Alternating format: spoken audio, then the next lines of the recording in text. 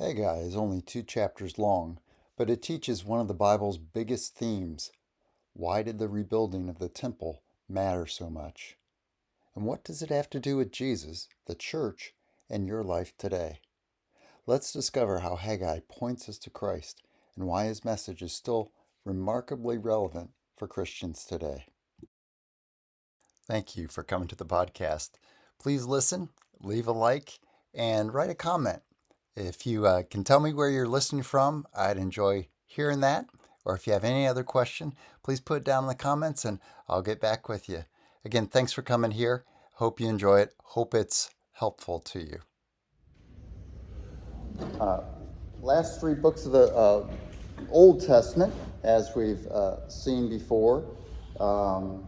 What's interesting about them, or what's nice about them for us as readers? They're short because we don't want to read God's Word.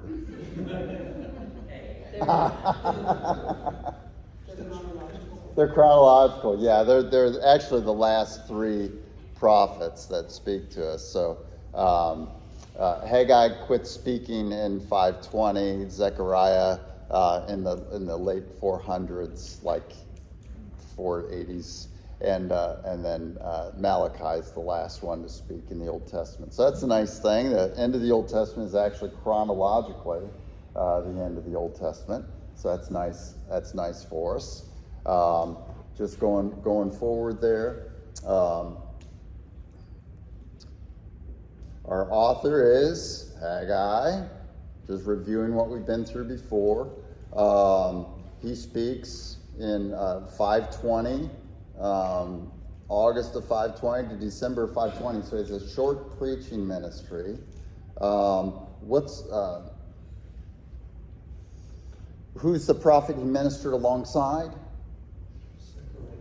Zechariah, good. And then what's his big issue? His only issue, Haggai. The temple hasn't been completed. Yeah. Temple's reconstruction had started in 538, and the foundation gets completed in like 536, but then they quit. And they don't continue on with the temple construction. And so God raises up two prophets in the year 520, Haggai and Zechariah. And they encourage the people to get going, rebuild the temple, finish this thing, and that's the whole book of Haggai. That's what Haggai is dealing with.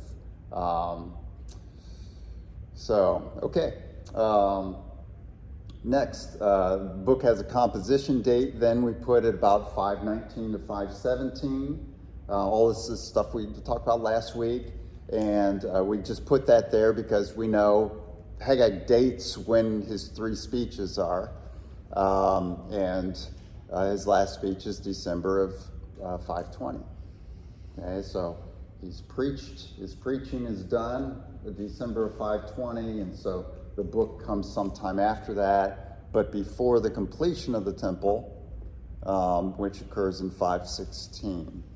Okay. Had the temple been completed, probably something would have been said about that in this book. So there's where we get our date. The Darius of 1:1 and 1:15 and 2:10. We just note is not the Darius of Darius in the lion's den. That was Darius the Mede, and this is Darius the Great, or Darius the First, who reigned from 522 to 486 BC. And Darius was king of what major power was in place during the end of Daniel's time and the beginning of the restoration? Yeah, Persia. Okay. Remember Daniel 5, writing on the wall. Okay, and the Babylonians are in power, and you've got many tekel parson written on the wall. Parson is where we get like parsing a verb. Persia comes in that night and takes over. And that's why Daniel has Darius as king in that lion's den episode in the end. Darius is king of Persia, who's come in and conquered the Babylonians. And so Daniel then serves Persia. Okay. There are key events there, kind of our spread of divided kingdom, which cover the prophets from 930 really, with the division of the kingdom. And then over on the far right, you see the last prophet speaks, Malachi. Okay, so there's Haggai's ministry and the book real close together there, 520 and 519, 517. Okay, audience of the book. Again, this is all review. That's why we're going through it quickly. It's to those who had returned from exile in 539. They arrived in 538. They'd constructed the foundation of the temple in the first year or two upon their return, and they hadn't continued. Hence, God calls two prophets to speak. Prophets are always called when God's people aren't doing what they're supposed to be doing, with one major exception. Anyone, you know the major exception? The only prophet who doesn't rebuke God's people for wrongdoing. Nahum, yeah. Nahum speaks in the the 610s, the teens, and he talks about Assyria's downfall before Assyria downfalls. There, just assuring the people that the Assyrians who have caused them all this trouble all this time are about to be wiped out by Babylon, which happens in 612 and 609. Okay, so we talked about this a lot last week. We went through the ICC, or the inauguration of the kingdom, the continuation of the kingdom, and the consummation of the kingdom, how Haggai's message works, how the temple was built with Jesus. That's the inauguration of the kingdom. Okay, how is the temple rebuilt with Jesus in the inauguration of the kingdom? Believers become living stones. No, that's a continuation. The resurrection, right? Because who's the temple during the inauguration of the kingdom when Jesus is alive on earth? Jesus is the temple. Okay, he is the presence of God dwelling with his people. Okay, that's the meaning of the temple. And when people come and bow before Jesus during his incarnation, thank you, his incarnation, they are doing temple worship, aren't they? They're coming to the temple and they're worshiping. Okay, so Jesus doesn't rebuke people when they come and worship him, not just because he's God, but because they've come to the temple, the appointed place to worship God. Okay? How about in the continuation of the kingdom, which is, when's the continuation of the kingdom? Yeah, now, between the advents of Jesus, as we say, between his ascension and his return. Who's the temple on earth today? The church is.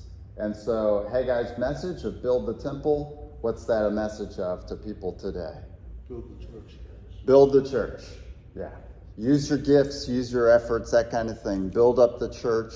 How do we add stones to the walls of the temple, the church today? Evangelism. Yeah, evangelism. Okay, and so when someone believes, they become a living stone, as Peter says in 1 Peter 2:2. We're adding stones to the temple.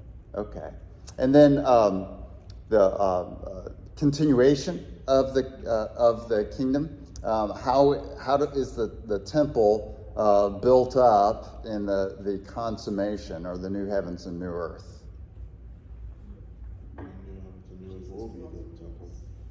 What's that? The new heavens and the new earth will be the temple. Yeah, God is dwelling upon the earth there, and all that is complete. The temple construction is completed.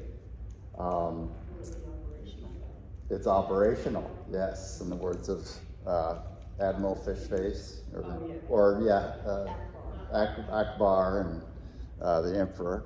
So it's all, the temple is all completed. God is dwelling with men. Revelation 20, verse 3. Now the dwelling of God is with men, and he will live with them. They will be his people, and God himself will be with them and be their God. Okay, so God is the temple. Jesus is the temple, Revelation 21 and 22. And we're here worshiping him. Okay, so that's the ICC application, inauguration, continuation, and completion or consummation of the kingdom. So Haggai is an easy book to apply to today if we just get the shadows to the reality correctly. Okay, so the reality during Jesus' life is Jesus is the temple. The reality today is that we're the temple on earth, and the reality in the consummation is the temple on earth is Jesus, and we're the worshipers. Yeah, Matthew. I missed the answer to what the building materials were in the ICC application. I think you said something about bricks or something. Living stones? Yeah. Yeah. So, That is the members of the church? yes. Yeah, there we go. Peter says in 1 Peter 2:2, there's your reference there, that we as living stones are being built up as a spiritual house. Okay, and there's no word for temple in Hebrew. It's house most of the time. So like Beth, Beth means house. So Bethlehem, Lahem means bread or food. It's house of bread, Bethlehem. But all the Beth towns and all the Beth things that you see are house. And most of the time, the temple is called the house of the Lord. Sometimes the word for palace is used, and it's the same word that like king's palaces are described at in the Old Testament. Forget why I got on that. So Peter, when he says we're being built up, we're living stones being built up into a spiritual house, he's referring to the temple or the house of the Lord. Okay. So, what's that? Yeah, so Bethel is house of God. El is the simple Hebrew word for God. It's the generic term G-O-D. El means God. And so anytime you see El, especially like at the end of names, it means something of God there. Okay, so Bethel means house of God. Like Ezekiel? Yes. It is? Ezekiel, Nathaniel, those are all something of God. Yeah. So that's why you see that so much. It's kind of like, so that's neat little thing there. Impress your friends there. So when you see El at the end of a word, so there, a word like that, it means something of God there. And kind of like when you're reading in the Bible and you see Im at the end of the word, that's just the plural. That just means, so cherubim, that just means there's more than one. Okay, so whenever that's why you see those endings a lot, even that spill over into English when we translate names. Yes, Elohim is yes. So Allison brings up, some of you may recognize this as one of the names of God that's used, Elohim. And so this is God there, and this is plural. And this is something in Hebrew and in the ancient world, when something was honored, like a judge or a king or a god, you put it in plural, not because there were more than one, but it was in what they call an honorific plural. And so Elohim, so you can say El, or you can say Elohim, and it's the exalted way of saying God. It's an honorific plural. It doesn't refer to the Trinity. It just refers to, although God's the Trinity, but it's the honorific way of speaking of God. Yeah. Okay, some honorable mentions. Let's go ahead and do some reading. Let's start clear back with Andrew. Andrew, can you? No, let's start with Faith. How about that? How's that for way in the back? Hi, Faith. Hi. Read that bullet for us, Faith. Haggai is mentioned in Ezra as ministering among the post-exilic community. Okay. So these are mentions of Haggai, and he's mentioned in the book of Ezra. We saw that, you can see that there as ministering among the post-exilic community. So we know this isn't some other Haggai here. So we can look at Ezra 5:1. Andrew, can you read Ezra 5:1 for us? Ezra 5:1. Now Haggai the prophet and Zechariah the prophet of the son of Edom prophesied to the Jews in Judah and Jerusalem in the name of the God of Israel, who is over them. Okay. So you see both of our end prophets there in our last three books of the Bible are mentioned as figures, historical figures, there in post-exilic restoration Israel. Okay, and then another mention, 6:14, Manny. So the elders of the Jews continued to build and prosper under the preaching of Haggai, the prophet, and Zechariah, a descendant of Edo. They finished building the temple according to the command of the God of Israel and the decree of Cyrus, Darius, and Artaxerxes. Artaxerxes, kings of Persia. Yeah. Okay, so you see some mentions there, and these just ground us in the historicity of Haggai and Zechariah and when they lived and when they ministered. Okay, on to our outline for Haggai.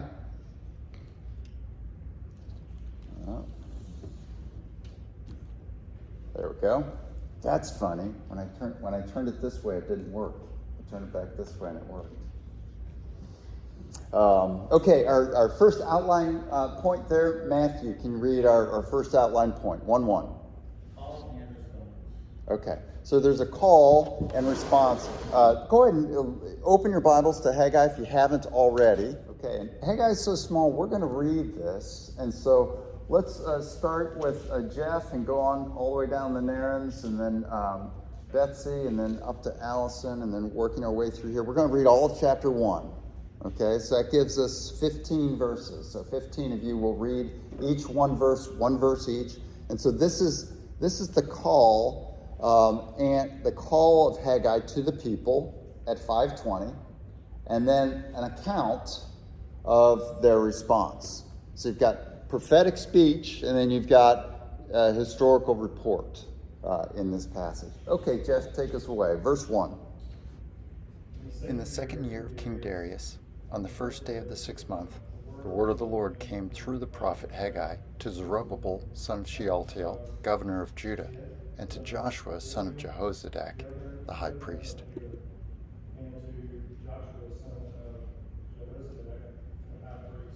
This is August 22nd, 5:20. Okay. Some Bibles will actually, I think maybe the New Living Translation actually puts the date on there, but that's the date. Anyway, Blake, go ahead. This is what the Lord Almighty says. These people say, the time has not yet come for the Lord's house to be built. Okay, so what were the people saying? It's not time to build It's not time to build it. the temple. Okay? Chase, next. Then the word of the Lord came through the prophet Haggai. Is it a time for you yourselves to be living in your paneled houses, while this house remains a ruin? Okay, so what were the people doing? Yeah, they not only had rebuilt their houses, which were destroyed in 586 by Babylon, but they were saying, how can we spend our money and improve our houses? And so they had enough time in their hands to not only build their houses, but then improve them with paneling, which we all liked for those of us who lived in the 70s. They paneled their houses. Okay, next, Ashley. Now this is what the Lord Almighty says. Give careful thought to your ways. You have planted much, but have harvested little. You eat, but never have enough. You drink, but you never have your fill. You put on clothes, but are not warm. You earn wages, only to put them in a purse with holes in it. Okay. What is verse 6? What does that describe that we've seen in the law of Moses? Covenant curses. Yeah, you'll plant much and harvest little. And so that you've got money, but you put it in your pockets and you've got holes in your pockets, and you go to reach for your money and it's not there. And so so Haggai is alerting them to the fact that they were experiencing covenant curses. Where do we find our covenant curses? Yeah, good. So Leviticus 26 and Deuteronomy 28 lists blessings that God gives to his people as they're walking in his ways and worshiping him in the temple, and then curses that come to them when they turn to other gods. Okay, onward, Betsy. This is what the Lord Almighty says: give careful thought to your ways. Go up into the mountains and bring down timber and build the house, so that I may take pleasure in it and be honored, says the Lord. Okay, so what's the Lord telling them to do here? What's he mean, go up and get timber? Yeah, build the temple. Get the materials you need to and build the temple so that I may be honored. I can be honored in the temple and be pleased there and take pleasure in your honoring of me. Okay, verse 9, Anna. You expected much, but see, it turned out to be little. What you brought home I blew away. Why? Declared the Lord Almighty, because of my house, which remains a ruin, while each of you is busy with your own house. Okay, thank you. So again, covenant curses, and he explains here's why you're experiencing covenant curses. It's because you care about yourselves, but not me. You're not worshiping me, and that's the key to experiencing blessing in life. That I'm first. Seek the Lord and his righteousness, and all those other things will be added to you. But you're seeking all the added things and not me. So that's why you're experiencing covenant curses. Okay, verse 10, Bill. Therefore, because of you, the heavens have withheld their dew, and the earth its crops.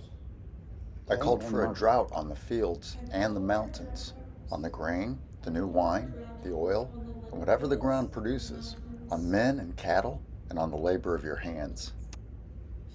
I called for a drought on the fields and the mountains, on the grain, the new wine, the oil, and whatever the ground produces, on men and cattle, and on the labor of your hands.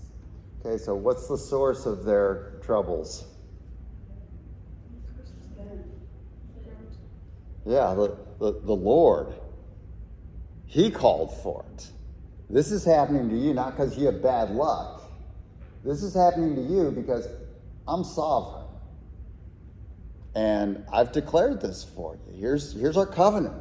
Just follow me, walk in my ways. You don't have to be sinless, but walk in my ways. Care for me, worship me, and I'll take care of all the other stuff. And if not, I'll bring covenant curses upon you. Okay, so Paul talks about this in Acts, and Jeremiah talks about this in Lamentations. Both is it not from the Most High that both calamities and good things come? God brings calamities, and God brings good things. He's sovereign over everything, and so that's what he's telling them. Don't think that this is, I'm still with you, I'm still favor you, but I'm weak. He says, no, I'm sovereign, and you're experiencing these things because I've brought them upon you because you haven't prioritized worshiping me. Does that make sense?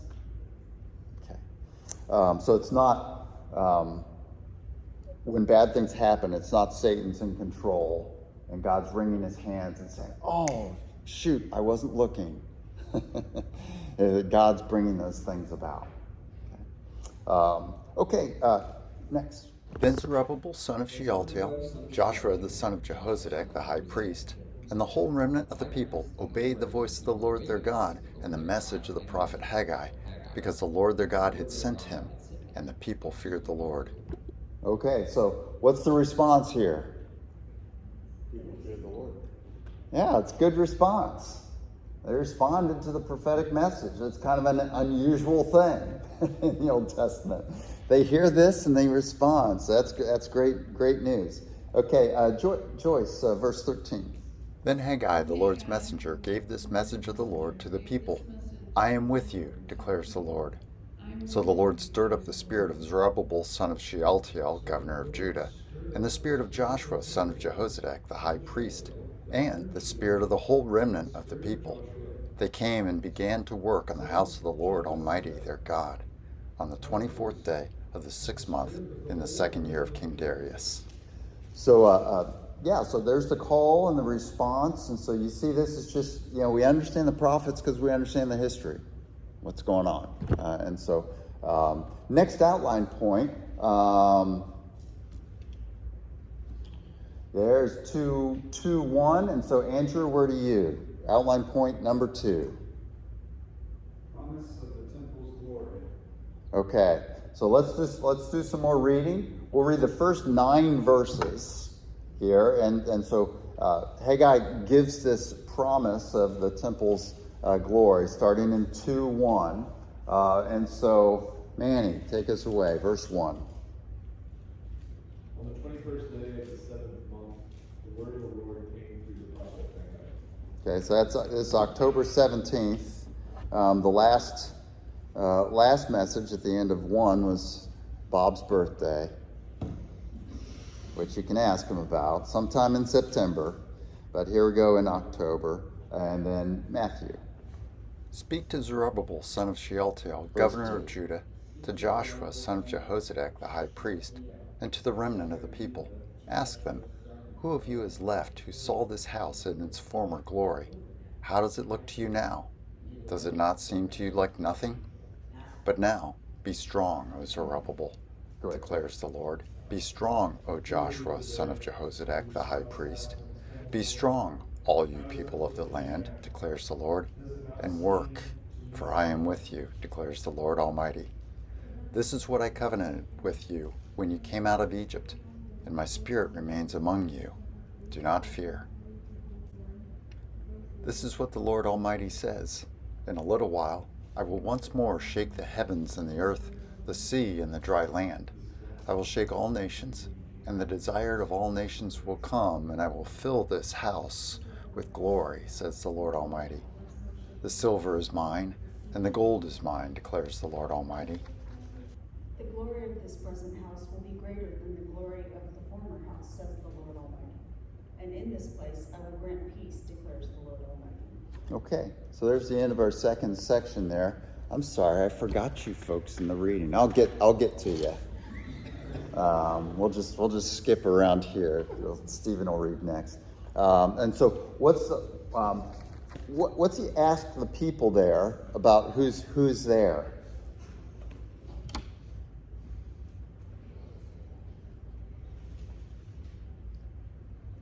Did any of you what?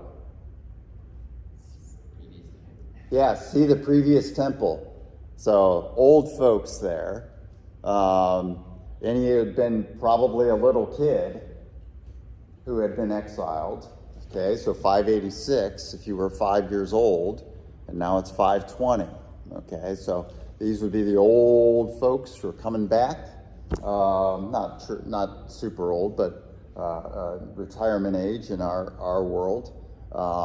And he asks if any of them had seen it. But what's he declare about the new temple that they would build? Yeah, it'll be even greater.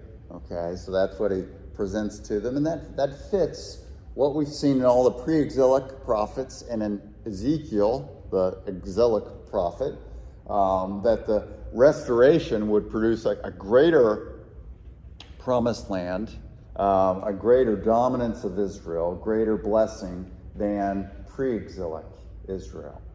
So this fits that. Yeah, Bill. Why are verses 6 and 7 in Handel's Messiah, talking about the Messiah. So what is the Messiah? The anointed one.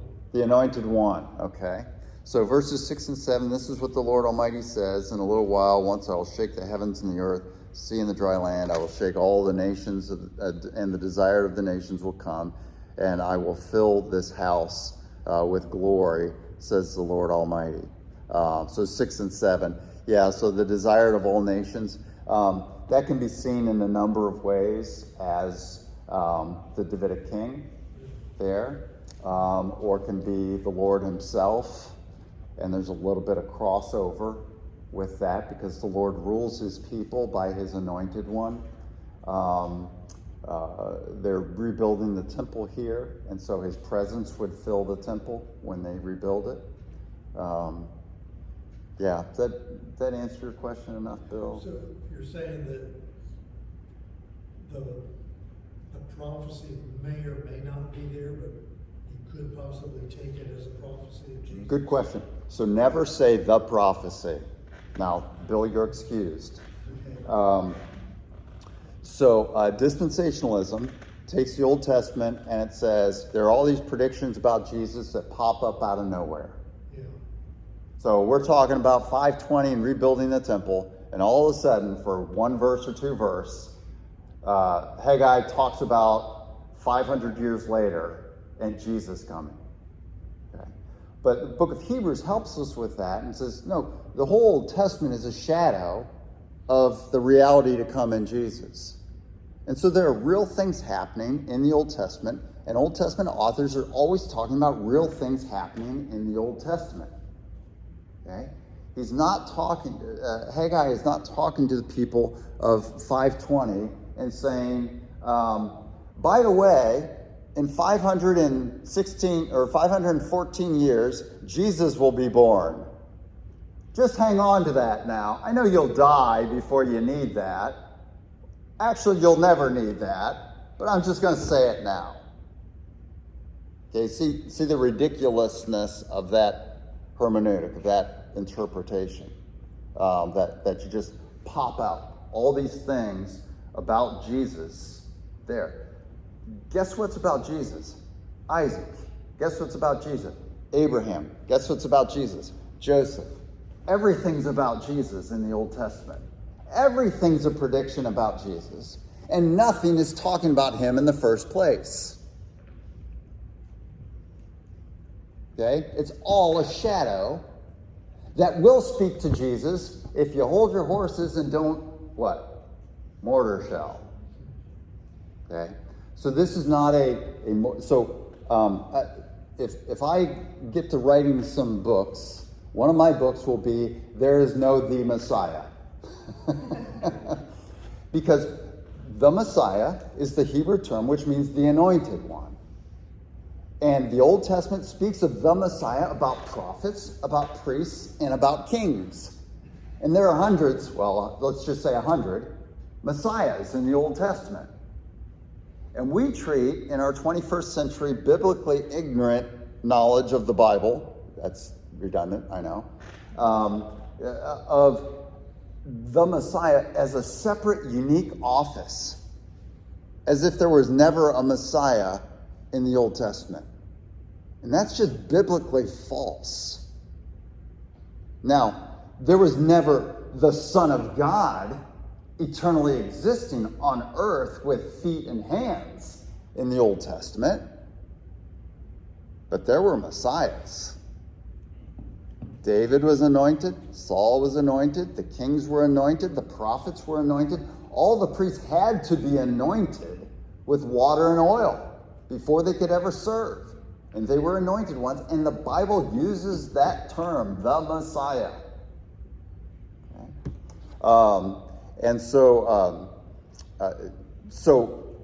Is this a prediction of Jesus? If someone asks you that question of the Old Testament, say, yes, everything is.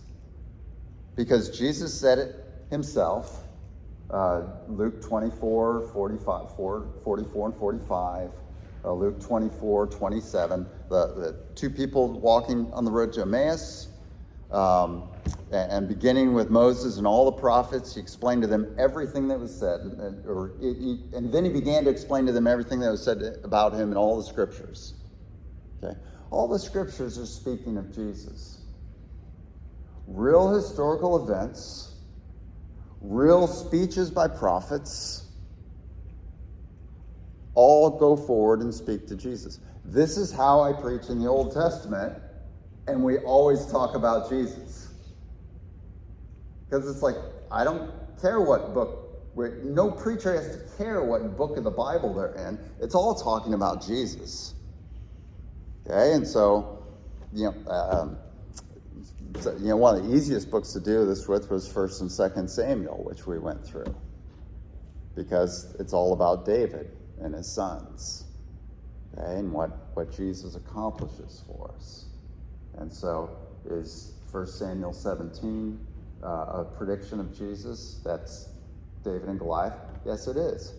David conquers our enemies so that we don't have to be in slavery to them. Right? That was the bet of Goliath. If I win, all God's people are in slavery. But send out one representative. And that's the gospel right there. We don't have to, all God's people, we don't have to fight over death. We just have to send Jesus out there for us. We say, I pick him. He's my warrior. The son of David, the anointed one, the Messiah, just like David had been anointed in the chapter before in 1 Samuel 16. The anointed one goes and he fights, the anointed one faces death. The anointed one faces death. As Haggai talks here, in a little while, so he did 5:20 and 5:16. I will once more shake the heavens and the earth, the sea and the dry land. This is language of new kingdoms and kingdom overtake from the Old Testament. The desire of all nations will come. I will fill this house, the temple, with glory. So keep building, and I'll come and I'll dwell in it. I'll fill this house with glory. I'm the desired of all nations. Now the king has a role in this. Zerubbabel is what's Zerubbabel's ancestry? Son of David. Yeah, he's the son of David. So you've got these two anointed ones operating here. Actually, three. You see, who are the three anointed figures, the three messiahs we have here operating? Not the three divine sons of God, not that kind of thing, but the three anointed ones operating in this book at this time. Prophet, priest, and king. Prophet, priest, and king. So who's our prophet, anointed to be prophet? Haggai. Who's our priest? Joshua, yeah. And then who's our king? Yeah, Zerubbabel. Okay. Now Zerubbabel never takes the kingship. We'll see that at the end of the book here. But God promises here in this second section, he promises us, or promises the people, that the temple will have glory. That it's the Lord's glory. The Lord will indwell the temple like he used to. If you build it, I will come. Right? You Field of Dreams watchers there. And so that's his promise there. That's the glory, that he will come and dwell in the temple. So build it. It won't be a waste of your time. It won't be just an empty building, an artifact. I will dwell with you and be with you if you build this temple. I'll come and dwell it in the Holy of Holies, just like I did prior to the exile. Okay. Next outline point. Stephen, can you read our next outline point? 2:10, call to continue.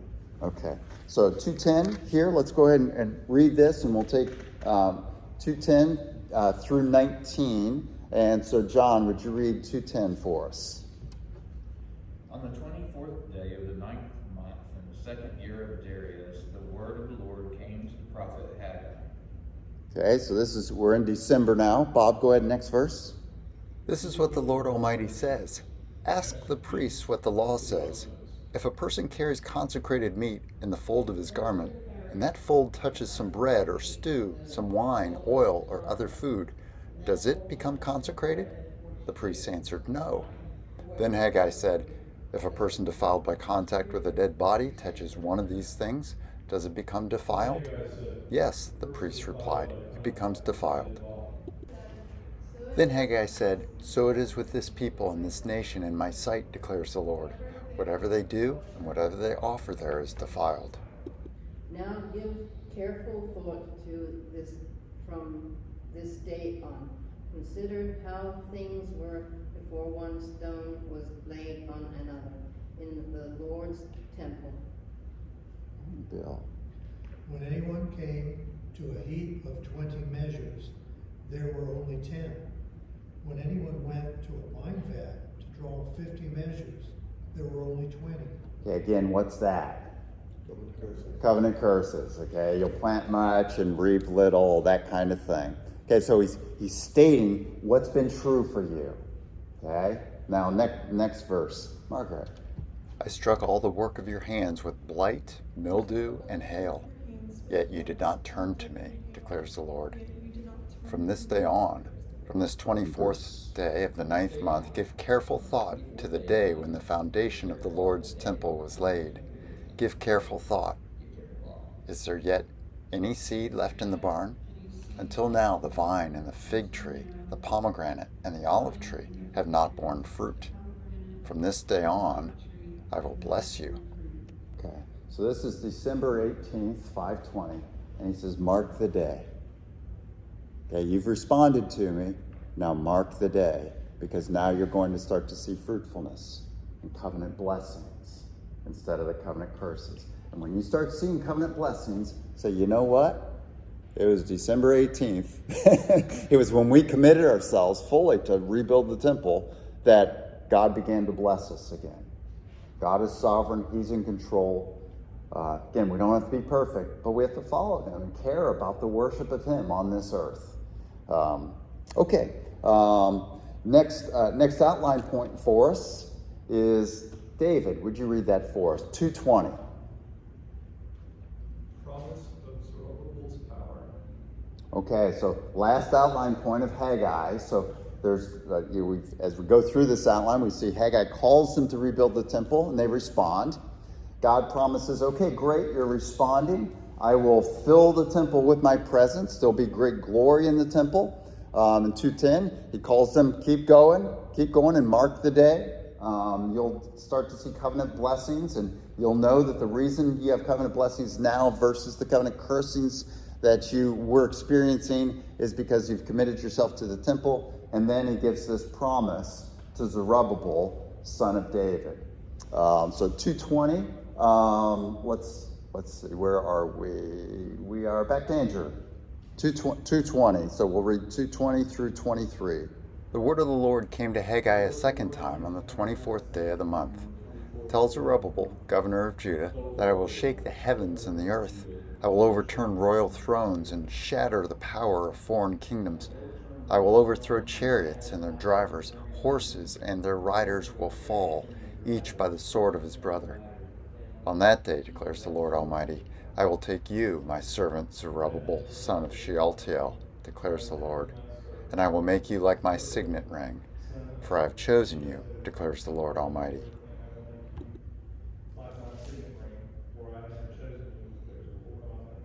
Okay, so the last promise of Haggai is to Zerubbabel, and he promises to give him what?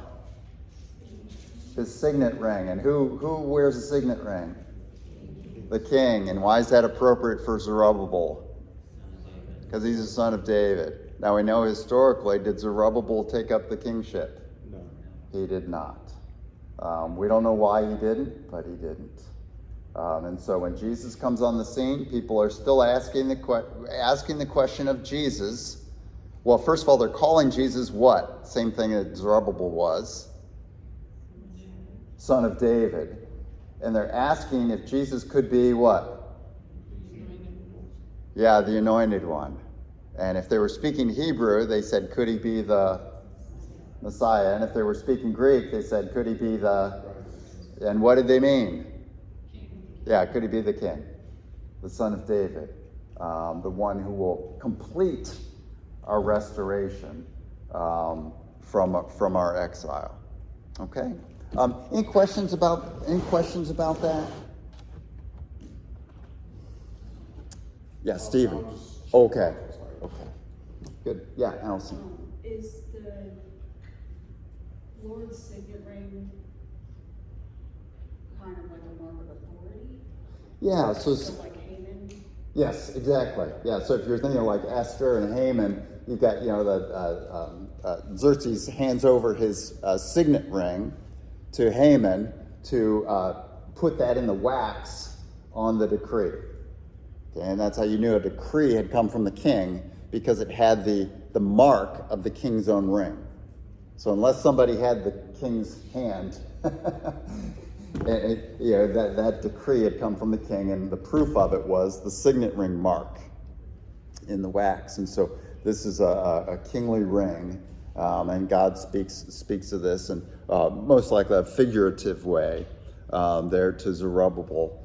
So God would be. This is God's promise that He had promised through the pre-exilic prophets to restore Israel as it was before, and even in a greater way, which doesn't happen because of unfaithfulness.